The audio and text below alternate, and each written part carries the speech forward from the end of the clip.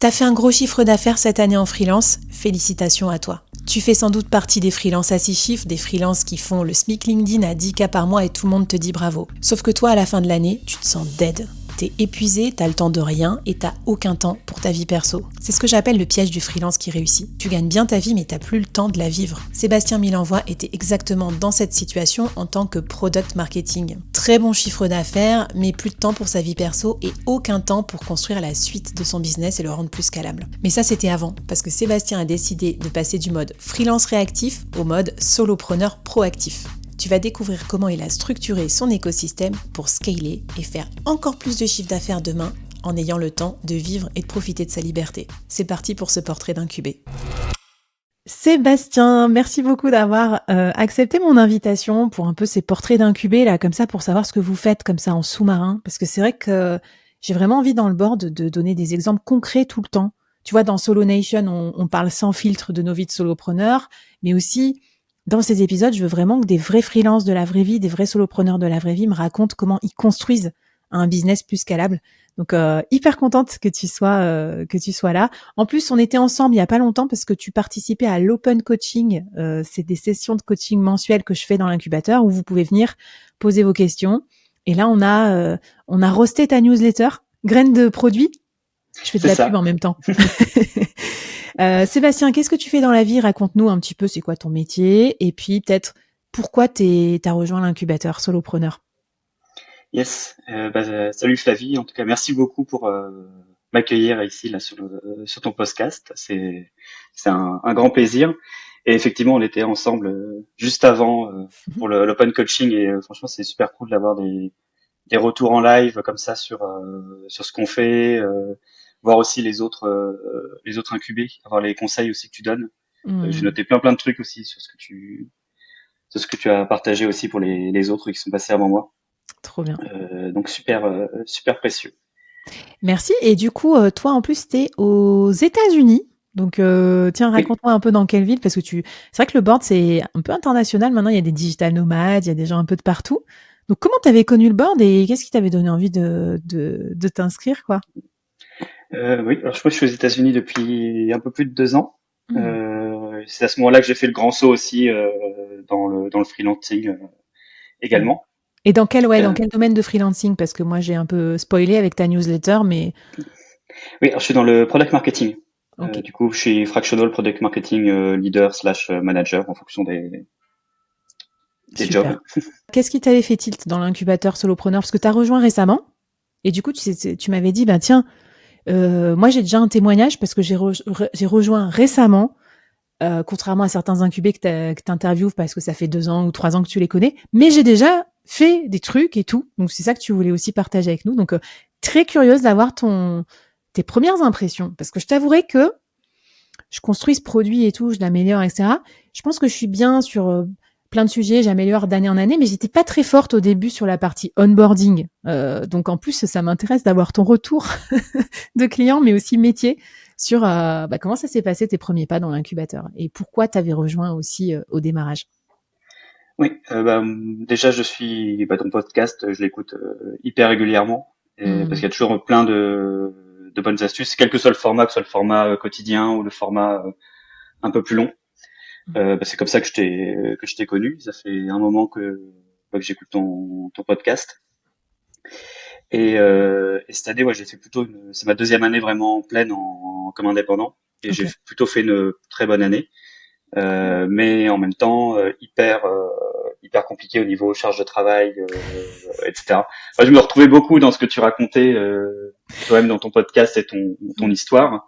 Cool en Euh, chiffre d'affaires, mais pas si cool en vie, quoi, en point de vie, quoi.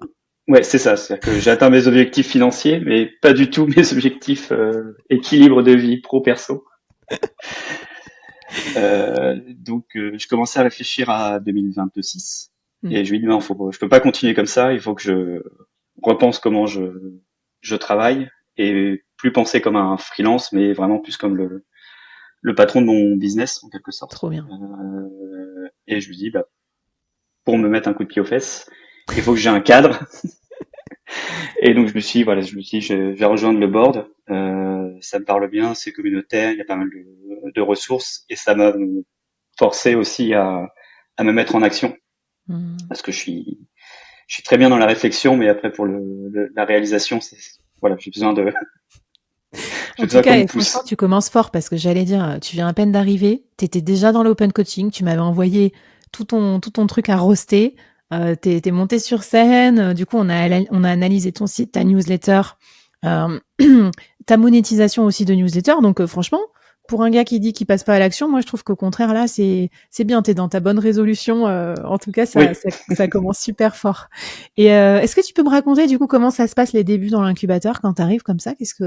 C'était quoi tes impressions de démarrage? Déjà une super impression au niveau de mon arrivée, parce que je me suis inscrit juste avant le Black Friday, Mhm. enfin ton OP Black Friday, et de manière proactive, tu es revenu vers moi pour me dire, bah, hop, hop, hop, j'ai une offre dans 2 jours, et du coup je peux t'en faire bénéficier, etc. Et donc ça, j'ai trouvé ça hyper cool, enfin d'un point de vue commercial, Ah, trop sympa. c'était super sympa de le faire. Mais écoute, franchement, c'était une grosse blague. Enfin, je veux dire, j'étais juste le jour où j'ai changé le prix, tu vois, et où j'ai mis mes funnels en place. Toi, t'as acheté pile ce jour-là, donc je me suis dit, ah merde. Et du coup, enfin, j'allais pas dire, ok, une offre demain, le lendemain à 300 euros de moins. Donc c'est pour ça que je t'ai écrit pour te rembourser, te faire profiter du Black Friday. J'étais en ce moment même sur les funnels de vente quand j'ai vu ton nom et ton achat, donc ça m'a permis d'être plus proactive. Je le suis pas toujours comme ça, je suis pas toujours derrière mon ordi, mais en tout cas, t'es bien tombé. Mais du coup, ouais, déjà super bonne impression dès le départ. Et puis après, j'ai assez vite je me suis assez vite plongé dans tous les différents espaces et contenus qu'il y a. Donc j'ai pas mal bingé les vidéos formations déjà. Hmm, J'ai pas encore fait tous les exercices, ok, mais j'aime bien faire une première passe comme ça et après me plonger dans d'accord. l'exercice. Et j'ai pas mal aussi commencé à regarder tous tes templates, tes prompts que j'en ai utilisé déjà quelques-uns Hmm. pour m'amuser avec, pour challenger aussi un peu mes réflexions sur mes offres, sur mon média, etc. Et ça m'a bien aidé à accélérer ma réflexion et à poser des premiers éléments sur mes offres. Bon, bah, hyper cool. Est-ce que tu te rappelles de choses en particulier ou de ressources en particulier où tu t'es dit, ah ouais, ça c'est trop bien, ça m'a fait gagner du temps ou quoi? J'ai pas mal enchaîné toute la saison ou mini-série en tout cas sur les rois du média. Hmm. Je crois que je les ai quasiment tous enchaînés. Ouais, le sprint, j'appelle ça Oui, sprint maintenant, c'est le parce que sprint. avant c'était un peu des lives, ça a changé de sujet tous les vendredis. Là maintenant, je fais des trucs, des opérations bootcamp militaire. Donc pendant un mois, tu restes sur un thème. Comme ça, je suis sûre que tu progresses là-dessus. Et parce que c'est vrai que quand on est solopreneur, sinon on est éparpillé entre plein de choses à faire. Ok, ah ouais. Donc du coup, ça t'a donné des idées pour ta newsletter notamment? Oui, exactement, Hmm. exactement.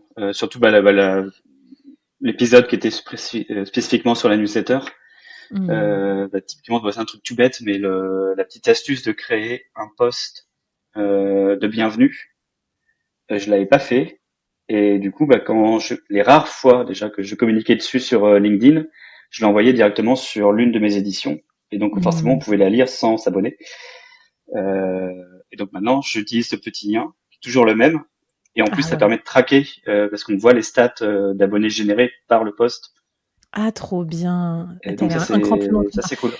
Mais ça, c'est trop bien. Je l'ai rajouté cette année. C'est des petites astuces un peu de sioux comme ça. En fait, j'appelle ça tuto. Je fais des mini tutos, genre de 2-3 minutes max sur des choses que je découvre grâce à d'autres solopreneurs ou que j'apprends comme ça et que je vous envoie. C'est un peu vraiment des petites astuces. C'est un mix entre outils et astuces. Donc, trop bien que t'aies trouvé cette vidéo et que tu l'aies utilisée pour toi. Génial.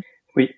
Ah oui, effectivement, t'as raison, c'était une mini vidéo que t'avais fait astuce. Et j'avais trouvé, ah mais c'est trop bien ça, faut que je le fasse. Et du coup, je l'ai fait tout de suite. C'est du Et j'en ai concret. profité pour custom aussi le branding de Substack. Parce que Hmm. j'avais toujours les couleurs orange. Et en fait, j'ai dit, bah non, faut que je mette à mes couleurs. Donc j'ai mis le violet de graines de produits. Trop bien. Ah, violet, mais t'as vraiment du goût, Sébastien. Bon, bah, parfait. Alors, c'est quoi tes prochains objectifs? Qu'est-ce que tu vas attaquer comme chantier?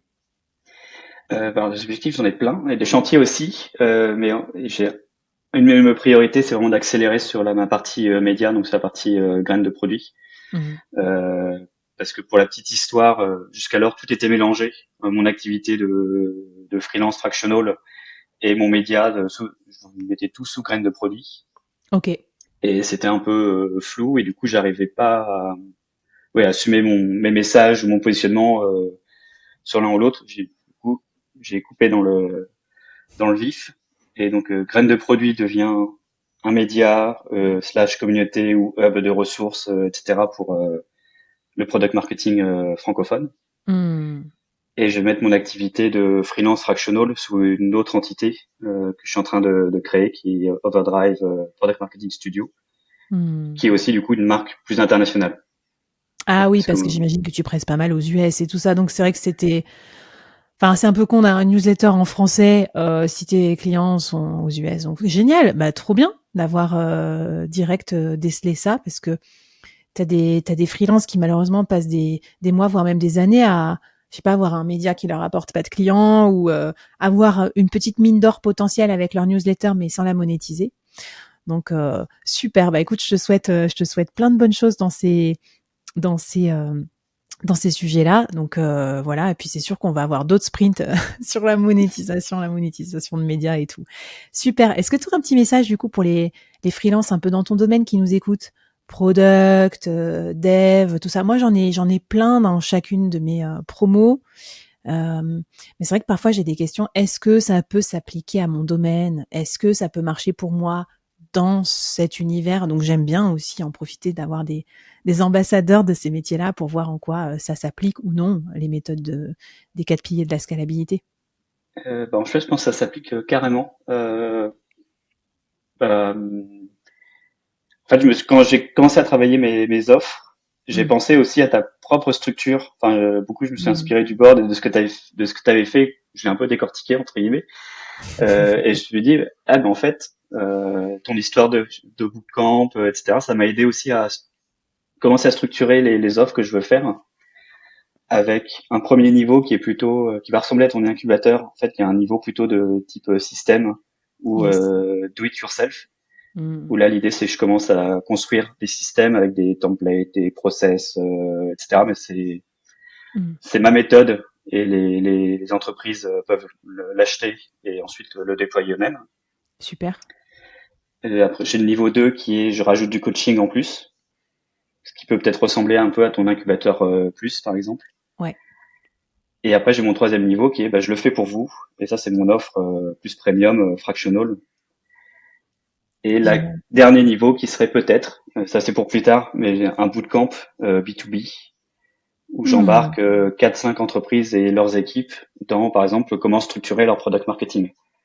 Et c'est un sprint de 3 mois ou 6 mois où je les Mm. accompagne avec des sessions live, des partages d'expériences des différentes boîtes, etc. Eh ben déjà, bah bravo, je voulais te dire. Et puis c'est un plaisir que vous puissiez copier-coller mes écosystèmes et mes méthodes et les appliquer à votre domaine, dans votre niche, dans votre spécialité et tout. Et moi, je crois beaucoup au bootcamp B2B.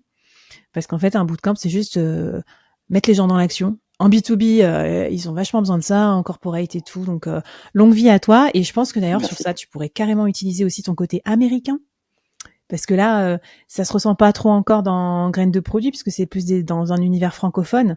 Mais là, tu vas pouvoir utiliser la force de, attends, c'est pas pareil, un PMM qui est aux US et qui te raconte comment faut faire des produits, un petit peu, tu vois ce que je veux dire, on idolâtre un petit peu les produits US, tech notamment. Donc peut-être que là, tu vas pouvoir aussi utiliser toute cette partie personnelle et incarnée aussi de ta marque et de ta localisation pour continuer. Bah écoute, super, je vois que tu as plein de projets. J'ai envie de dire, là avec ça, tu vas rester abonné jusqu'en 2040, hein, parce que tu as quand même pas mal de pain sur la planche. La roadmap est chargée, oui. C'est C'est bien pour le, moi, ça m'assure du revenu récurrent.